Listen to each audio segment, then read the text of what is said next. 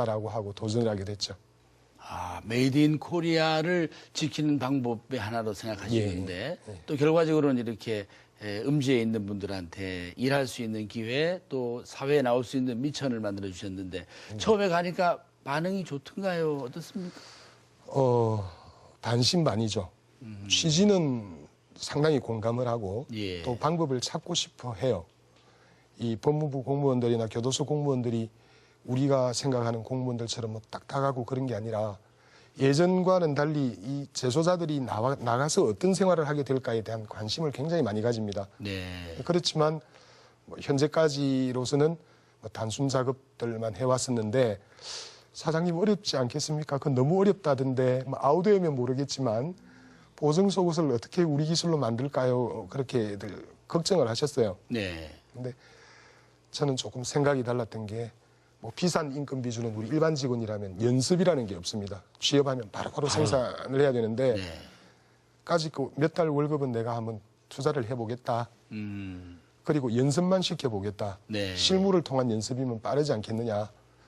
거기에 대한 책임은 내가 질 테니까 해보자 하고 1년 반을 찾아다니면서 설득하고 제안하고 그랬었는데 마침 또 교도소에서 깨어있는 분, 또 이 법무부 공무원들이 의외로 네. 이 사고방식이나 생각하는 게 굉장히 열려있는 사고예요. 그래서 그분들 중에 한 분이 시험적으로 한번 해보자 하고 시작이 됐죠. 아, 그 최초로 한 교도소가 어디였습니까? 시작은 성동구치소에서 했었습니다. 네. 그런데 성동구치소는 여러 가지 이제 뭐 이전 문제가 걸려 있는 여러 가지 제약이 많아서 일단은 청주여자교도소를 먼저 시작을 하고 그 뒤에 성동구치소도 같이 하게 됐죠. 구치소와 교도소는 어떻게 다른 겁니까? 재판 과정에 있는 미결수나 형이 확정되더라도 2년 이하의 단기형을 받은 사람은 구치소에 있게 됩니다. 예. 2년 이상 장기형을 받으면 교도소로 다 이감이 되죠. 그래서 기결수가 있는 곳이 교도소, 미결수가 있는 곳이 구치소 그렇게 구분이 되어 있습니다. 그럼 사실 이런 그 사회 재생 능력이 필요한 곳은 더 교도소가 더 필요하겠습니다. 예, 장기 그렇죠. 수준이, 그죠? 그런데 구치소도 이제 뭐 형이 확정되어 있고 2년밖에 안 남았다 하더라도 제가 가리킬 시간은 충분히 됩니다. 반대로 보면은 제가 투자를 하고 결실을 못 얻을 수는 있겠지만 가리킬 시간은 되니까 기술 교육을 하는 데는 결코 짧은 시간은 아니에요. 지금 이제 소위 말하는 담장 밖과 담장 안에 있는 우리 직원들은 몇 분이나 되시나요? 구치소, 교도소를 합쳐서 지금 하고 있는 직원이 한 140여 명 되는데 오. 다음 달에 또 하나 또 더 하게 되어 있습니다. 그렇게 네. 되면 한 180여 명 될 거고 우리 바깥 직원이 한 20 몇 분 되니까 총 한 200명이 넘죠. 그러면 미싱이 몇 대쯤 돌아가야 됩니까? 사람보다는 미싱 숫자가 더 많이 필요합니다. 왜냐하면 아, 그렇습니까? 공정에 따라서 이 미싱을 쓸 때도 있고 저 미싱을 쓸 때도 있고 하기 때문에 아하. 미싱값이 저한테는 가장 큰 투자죠. 네. 이 사회적 기업에 대해서 국가에서도 관심을 많이 갖던데 뭐 좀 작은 혜택은 있습니까? 작지 않은 큰 혜택이 있습니다. 어떤 게 있습니까? 뭐 취약계층이라고 분류를 하는데 도시 근로자 평균 소득 이하이거나 아니면 뭐 노부모 공양세대, 편부모 가정 뭐 이런 분들에게는 그 급여를 100% 지원을 해줍니다. 네. 노동법상으로 정한 최저임금이니까 실제 지급하는 금액은 아니지만 최저임금 100%를 지원을 해주고 거기에 제가 돈을 더 보태서 근로자들한테 지급을 하죠. 전체 인원은 아니고 네. 제가 배정받은 인원 11명에 대해서는 급여를 그렇게 지원을 받고 있는데 기업 입장에서는 대단히 큰 혜택입니다. 그 사람들이 기술을 배워서 제 몫을 할 때까지는 저한테는 투자인데 네. 그 기간을 급여를 지원해 주면서 도움을 주는 거니까 자립할 수 있는 기회를 주는 거죠. 그러니까 저한테는 굉장히 큰 도움이 되고 있습니다. 이 참 붙들고 있기 간단치 않은 봉지업을 계속 하시는 것도 그렇고 또 이 사업을 재소자들의 교도 작업과 또 이 교도소의 공장을 운영하시는 걸로 봐서 좀 뭐 남다른 신앙이 있으시거나 삶의 철학이 좀 뚜렷하신 것 같아요. 아, 그렇진 않고요. 저는 그 길 다니다가 절이 보이면 절에 들어가서 불공도 드리고요. 또 어떤 때는 답답하면 저 교회 가서 기도도 합니다. 뭐 특정한 종교를 가진 건 아닌데 네. 스스로 마음을 다스리기 위한 노력이야 뭐 늘 하고 있죠. 예. 그분들 참 이렇게 보면 좀 맑죠? 어떻습니까?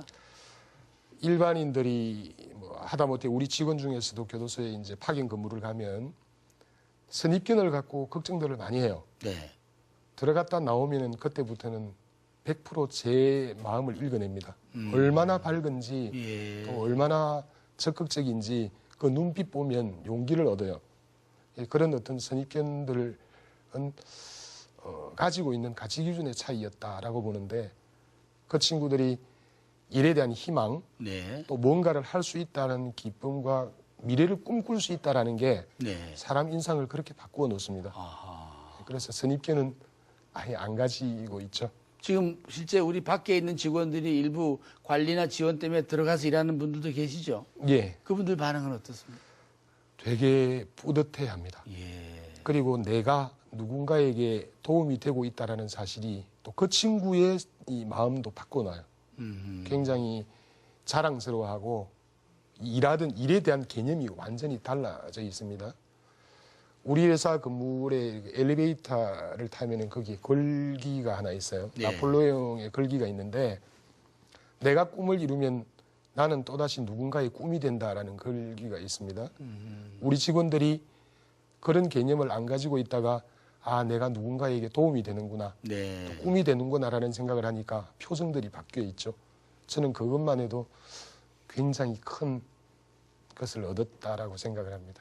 요즘 우리 교도 행정이 징벌이 아니라 요즘 교화 쪽으로 그렇게 많이 잡혀 있습니까? 예.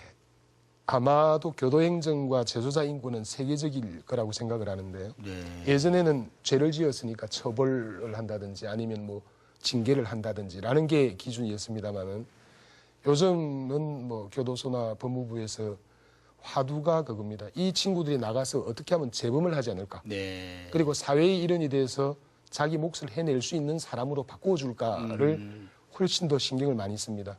그러다 보니까 이제 제가 또 바라든 하고 맞아 떨어져서 뭐 기술을 가리키고 그렇게 됐는데 뭐 아마도 그런 면에 있어서는 가장 바람직한 방법이 아닐까 그런 생각을 하게 됩니다.